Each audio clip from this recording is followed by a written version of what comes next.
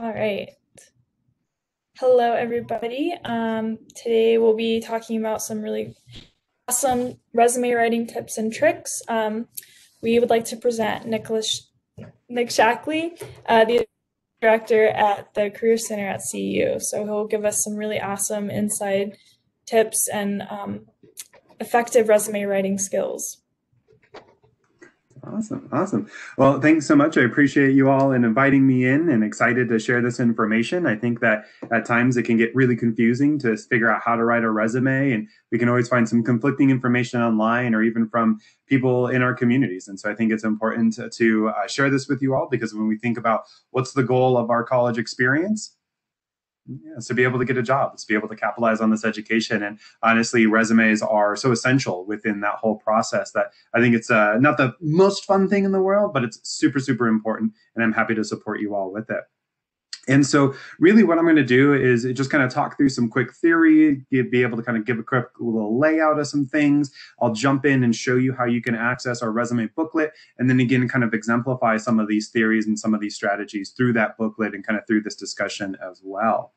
And so really to start things off, when we think about resumes, the most important thing to know about a resume is that it is not everything about you. So we don't need to put every job, every project, every class, every school or institution or degree that you might have. So really, we need to break that mindset that a resume is just all of these things we've ever done, and instead refocus the mindset to say, a resume is why you are qualified for an opportunity. That's it. The goal of the resume is really just to get you an interview. So we know that we are way more unique, way more dynamic. We can do so many more things than just a single page or a two-page resume can communicate. So it's important to know that what we're doing is we're taking our, professional identity and who we are, and we're really just focusing it down into a direct line of expressing how our background relates to an opportunity, a job, an internship, grad school, whatever it might be. Because ultimately, admission requirements to a grad school, a job or internship description, they tell us what they want to see on our resume.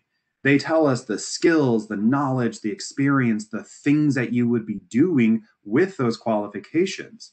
So what we need to do is we need to take our diverse and robust background and filter it through that job description or that opportunity or that requirement for graduate school and be able to say, here are my examples of how I've done prototyping. Here are my examples of understanding, biological function and how it relates to mechanisms, devices, or assistive technologies and things like that.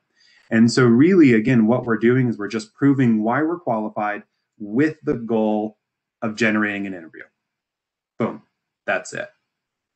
So I'll share a lot of tips and tricks on how to do this. I'll even, again, share our resume booklet and guide with you all so that you can always know to go to this. Know that this resume booklet that we've created, it comes from work with recruiters, resume writers, industry standards. So all of this isn't just things that we've decided to this is cool, let's put it on our resume guide. It's really coming from credible, objective information out there in the industry so that, again, you all are being able to find one concise location for this info. So give me one moment. I'm going to just quickly do a screen share and kind of walk you through how to get access to this guide, how to get access to some services or appointments, and then even begin representing some of these main principles throughout the whole thing. So what's really fun about the resume booklet is that it's designed to be able to take you through the whole process of what's called tailoring your resume to an opportunity. Again, like I talked about, we want to align ourselves to the needs of the job description and let the job description or whatever the opportunity description is guide what we say and how we say about it. So when we jump in, one of the first things that I think is really important is this myth and truth, right? The myth is that I just need to work on my resume and then I can apply to jobs. Well, in the world of bioengineering, things are going to be a little bit different. It might be a little bit more about research than perhaps prototyping. It might be more about designing than it is around the research aspect. So we need to really be able to communicate these variances and these little differences between each opportunity. And so that's where this truth comes into play and says, well, we need to find a job description first so that we know what to say about ourselves. Because again, we've done a lot of different things and there's a lot of different content that we could put on our resumes. So we need to know, what do we have to say to get that interview? And again, that opportunity description, or again, the guidelines of a graduate program, will always be a great stepping stone to that. So as we continue to move through the booklet, it kind of takes us to another activity that talks about, how do we do this? How do we do this tailoring thing? So kind of on the left-hand side, you see that if you do have a job description, the idea is that, hey, let's look at 1 or 2 job descriptions. And now let's look through these and begin to say, what are some of these verbs that we're finding?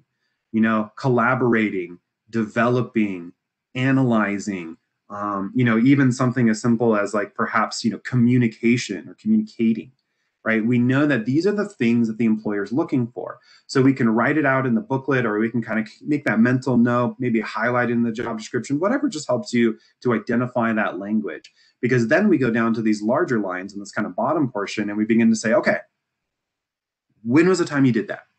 Consider an opportunity that expresses that particular verb. So again, we say, all right, maybe it's collaborating. That's right. In this school project, I collaborated with an outside organization to be able to evaluate the effectiveness of, you know, whatever it might be. So essentially what we're doing is that we're moving line by line in this job, internship, you know, whatever description it is. And we're asking ourselves, when was the time I did that?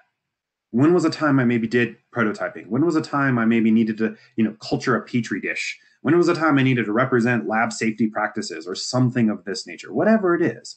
Because then we're connecting our background to what they need, the employer needs, and it's going to make the process much easier. And essentially, again, comes back to that whole principle that we are tailoring our background, tailoring our resume to the needs of an opportunity or job description. And again, moving through that line by line is one of the best ways to do it. On the right-hand side of the guide that you're seeing, the booklet you're seeing, is like, if you don't have a job description, let's make some assumptions about it. Let's maybe schedule an appointment to talk about it as well, of what could be some of these things, so that we can begin to identify what from the background directly relates to that information. It can feel really ambiguous at times, really weird at times, or even to looking at our background and saying like, oh, I haven't done anything of that caliber or that significance or that, you know, impactful. But always give yourself the benefit of the doubt, because these projects that you work on in class, these lab assignments, these, you know, things that you might be doing all around your experience are representing and developing these, right? I constantly have to collaborate and work in groups. Hated group work when I was a student, but there's a part of how we can collaborate. Here's how we can find leadership skills. Here's how we can be able to communicate across different stakeholders. What's a stakeholder? It's really just a person that's invested. Doesn't need to be some CEO or something like that. So we should always be able to try to fit ourselves into these descriptions and not just immediately go, oh, I don't have that. Oh, I didn't do that amazing internship. Oh, I don't have any professional experience, so that means I can't really fill this stuff out. We use what you have, because how does any student ever go from college to career if we don't leverage or use our academic experience? It's our academic experience that prepares us to do this work. So feel confident and comfortable to share those things as well. So getting back to the booklet, as we continue to scroll through it, we now get into some of our resume examples. We have 3 different examples, and I'll go through these each with you all and be able to kind of talk about the differences. But what's really, really valuable about these examples is that each and every one of these resume examples is tailored to the job description that you see on the left-hand side. So essentially, we use step 1, relevancy. So this whole argument is talking about what in our background is relevant to what we're applying to. What specific skills or tasks from a project, a job, an internship, or whatever it is, do I need to speak about? Because we don't need to share everything about a job, everything about a research assignment. We just need to share with them, what do they need to know, or what is relevant to them. So for this example, step 1, all about relevancy. So same kind of thing, myth, truth. The myth saying I need to list absolutely everything I've done on my resume. Well, we all know through this conversation briefly that no, not necessarily the case. It's just about what is most relevant. On the far right-hand side, we have this little margin over here that kind of takes us through this little like flow chart, so to speak. So saying, okay, what did Isabella do to show her relevancy or experience that is relevant? And so basically we can begin to say, okay, is this experience relevant to the job I'm applying for?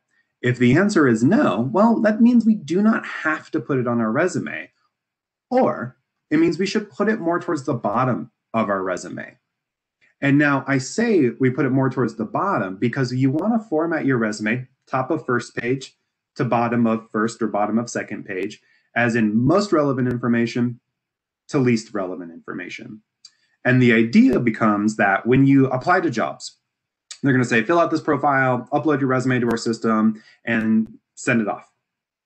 An applicant tracking system, a computer system, will actually read your resume and look for keywords. So keywords are language that you find in the job description. It won't be things of synonymous terms or even like inferences we could make, but it is going to be black and white, exactly that term. And the idea is that, again, why we tailor our resume to a job description so that we can weave those keywords into our resume to beat that computer system and then reach the hands of a hiring manager. So once you beat that applicant tracking system by weaving in those keywords that you find in the job description, these keywords are nothing that's outlandish or wild. You know, it's going to be industry standards, tool and technology, theories, transferable skills. You're going to naturally kind of find that stuff within it. And so once you beat the computer system, you get to the hiring manager. Studies have shown that hiring managers literally give you 8 to 10 seconds. Crazy, right? 8 to 10 seconds to prove that you're worth their time. Well, when people are reading, top to bottom, left to right, you can typically get about halfway down the page in a skimming mindset when you're reviewing content. So that reinforces that argument that our most relevant qualifications need to be at the top of the first page so that if a hiring manager is just giving us 8 to 10 seconds, they can quickly identify what from our background relates to their job.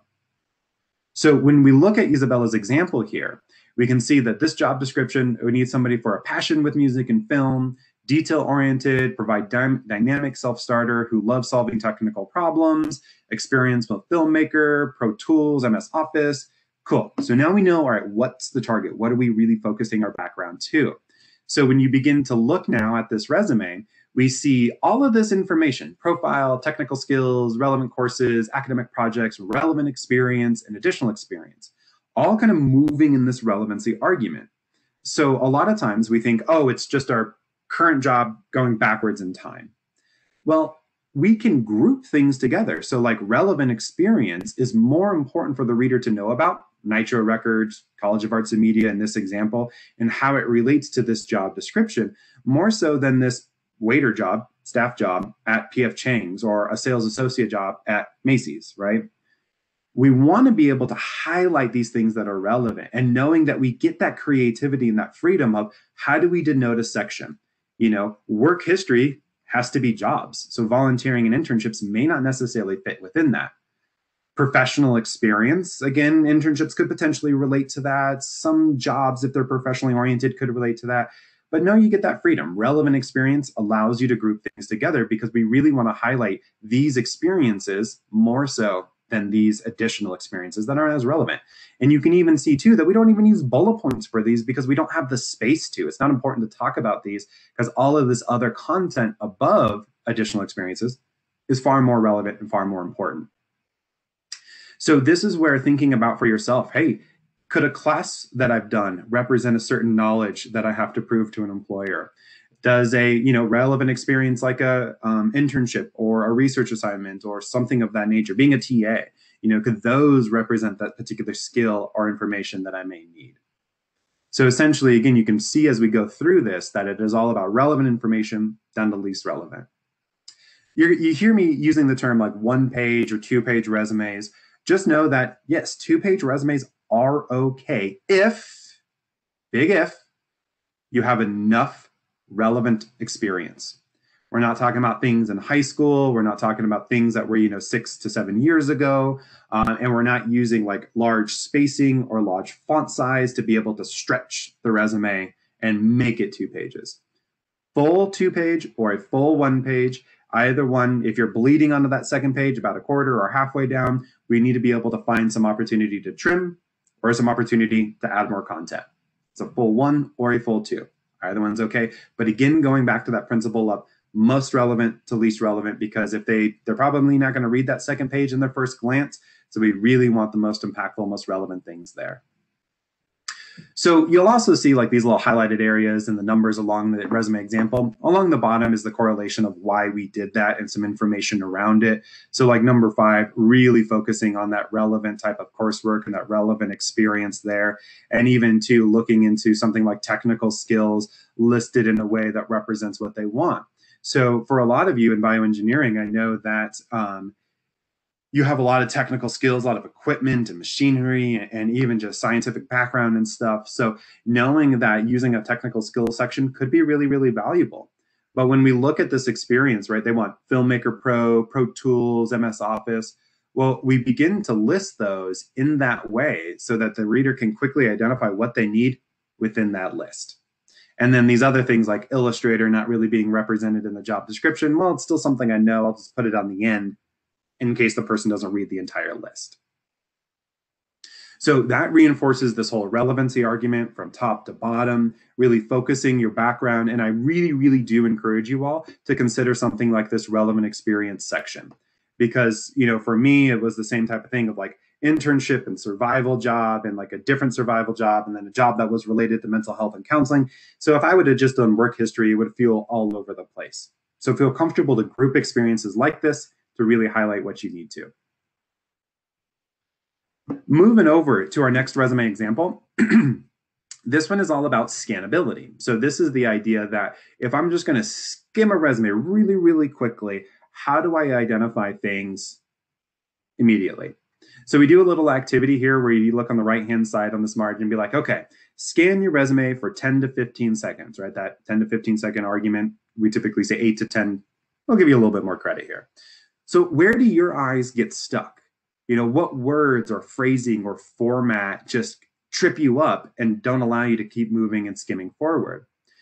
That information will help us to do some reformatting and some more adjustments.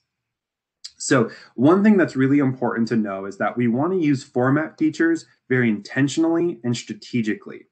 And when I say format features, this would be things like caps, all caps, bolding, italics, underlining, even to like a horizontal line that might separate a section header or something like that. And so the idea is that if we look at this resume here, anywhere that you find all caps and bolding together, you're going to know that it's a new section header. So the idea is that I can visually see objective, skills, education, volunteer experience, and I know what it is without having to read it. I know what it is by a visual representation of caps and all caps and bolding. Same kind of thing. Anything that denotes the name of an organization or the name of a degree, right? So we can see Macaroni Grill is bolded, regular font. You know, a particular major or area of study, level of degree is bolded. So we can quickly identify, okay, bolding now tells me it's the name of something. We also see too, like, you know, CU Denver or even the name of the organization or the position name is just regular font, regular alt text. Cool. Visual representation. We don't want too much bolding because then it doesn't focus our eye. We don't want to have no bolding because then it's all just the same. We want to create some of these dynamic elements in our resume using those types of features. Some important things to also know is that you'll see, like a skills section could be really valuable for you all.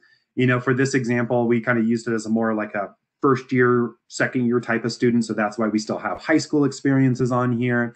But even too, being sure to be able to represent that you are using their language. So like number 6 is a good example of this, top programming and coding.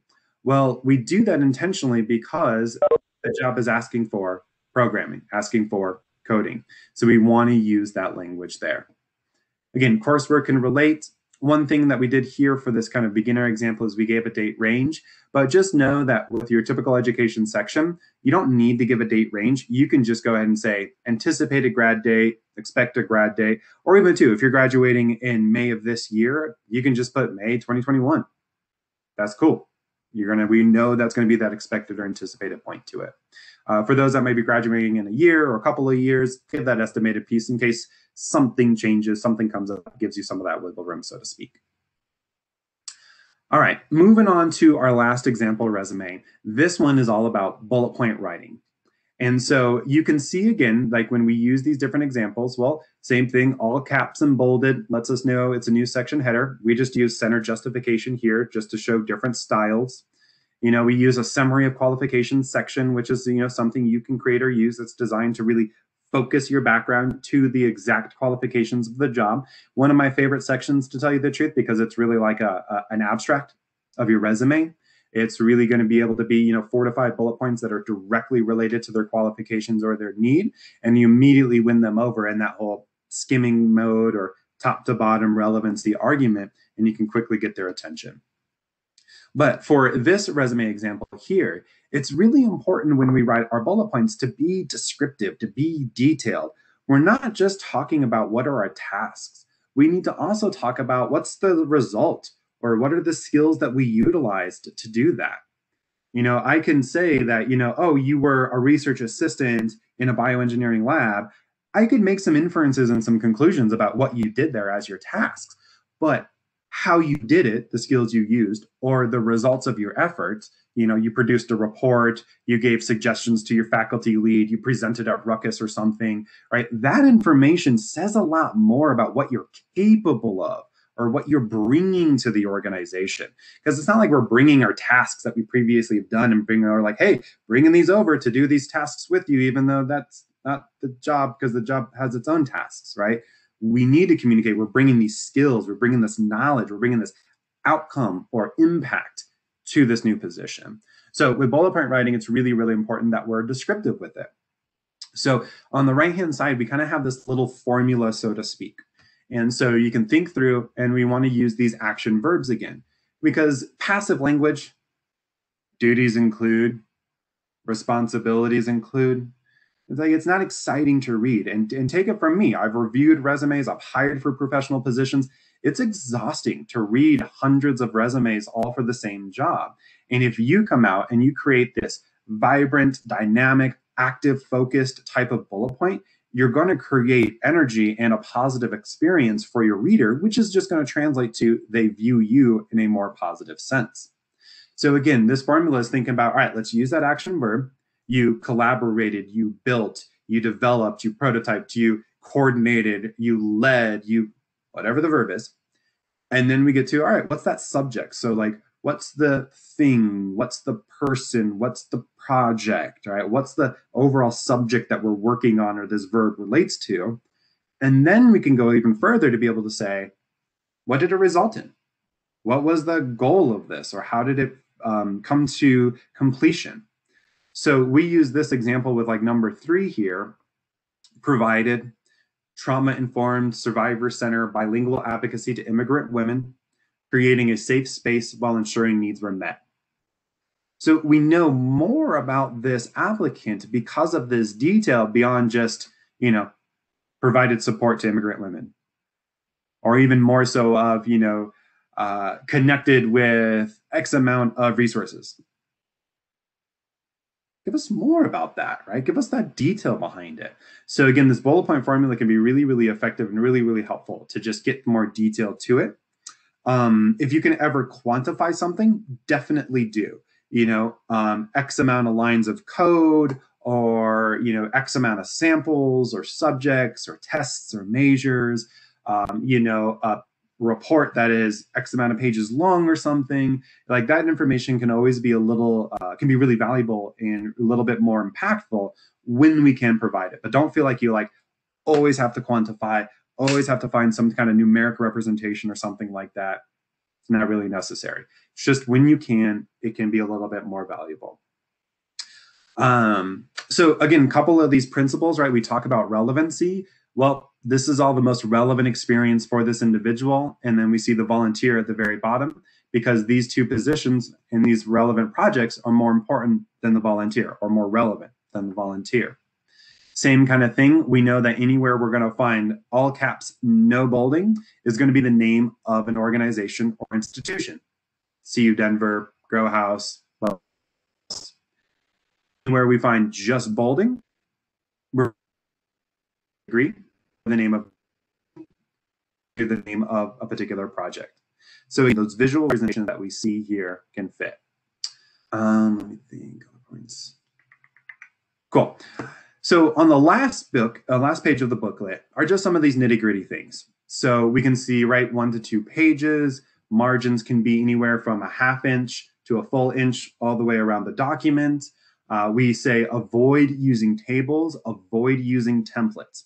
The idea is that tables typically format as an image, so applicant tracking systems that would read your resume aren't going to be able to view that information. Similarly, templates can really be difficult to work within because you're going to build your bioengineering resume, and that will become your template. And you're just going to like reword things, maybe remove a project and introduce a new project because this new project is more relevant than the old one. You might be rewording your bullet points to hit on a particular skill set that you need to show to the employer and things. So templates just make that kind of editing and tailoring really, really challenging. And we just generally say, get rid of them, get away from them. Any neat, cool feature that a template can do that you like, we can just do on a blank Word doc without necessarily having to get tripped up on it. Same type of thing, like date formats. Doesn't really matter how you want to approach your dates. You want to use 2 numerics for the month, 2 numerics for the year. You want to write it out. You want to abbreviate it. Whatever is your choice, but be consistent. That's all the most important piece with that. Same thing with different font types. Typically, you can use Arial, Calibri, Times New Roman. Cambria is kind of falling into that category now as well, so that can all work. Use one font size for the entire body of your resume. If you want your section headers, like education, relevant experience, projects, whatever it is, if you want that to be a little bit larger, okay, you can do that, but don't do more than 2 points larger than your typical body size. And also pay attention to just how that looks or how that changes up the format and stuff of that nature. Other big pieces, use numerics. You don't have to write out numbers. You don't have to spell O-N-E for one. You can just use the numeric one. You do not need first-person pronouns, so no I, me, or my in your resume. It's not that I facilitated resume workshops. It's just facilitated resume workshops. One more detail than that, but that's kind of the way of getting away from the I, me, or my. Same thing, you don't need to have like email or phone denotation before your contact information. Really, all you need on contact information is like the bare minimum of just having name, phone number, and email address. If you want to put a portfolio, you want to put a LinkedIn profile, you want to put a website, go for it. But just know that you don't have to put your mailing address on your resume. If you want to give city and state, that's okay, to be able to represent that you're like an in-state applicant or something like that. But then the number, address, the street name, that stuff's not really important. And it's really just no need for it. So you can get rid of it in that way. Let me think. Last pieces.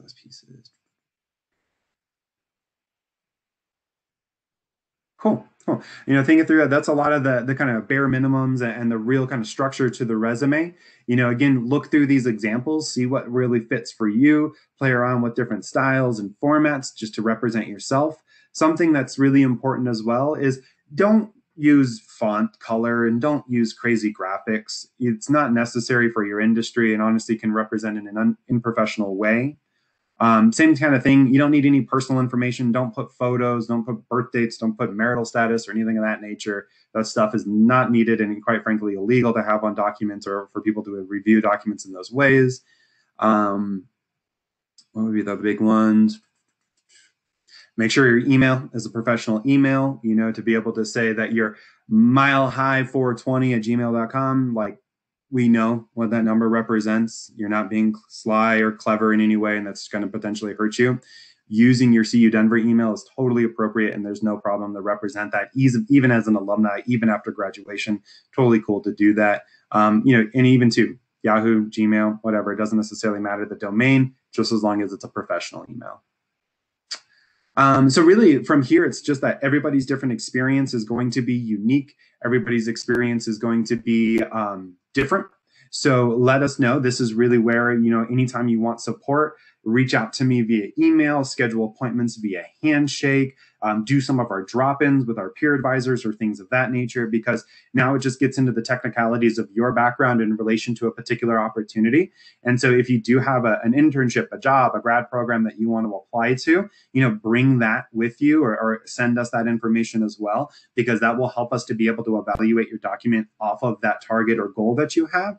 And we're always happy to be able to help you do that tailoring, do that rewording, kind of work through just the nitty gritty and the meat of what goes into your resume. But I hope this information was super helpful. I hope that it gives you all a good starting point. And again, like I was saying, is please, please, please just come to our resume guide, come and speak with us. When we Google this information, it can get really confusing, even too when we talk to family members and friends and faculty. There's so many conflicting arguments of how we do this work of a resume. But ultimately, just remember, the resume is why you're qualified, not everything about you.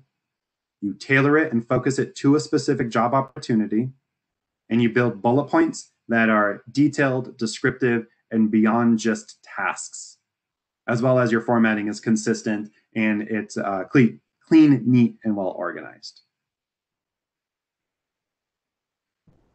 Thank you so much for that. Yeah. I always feel like I should put my life story on my resume.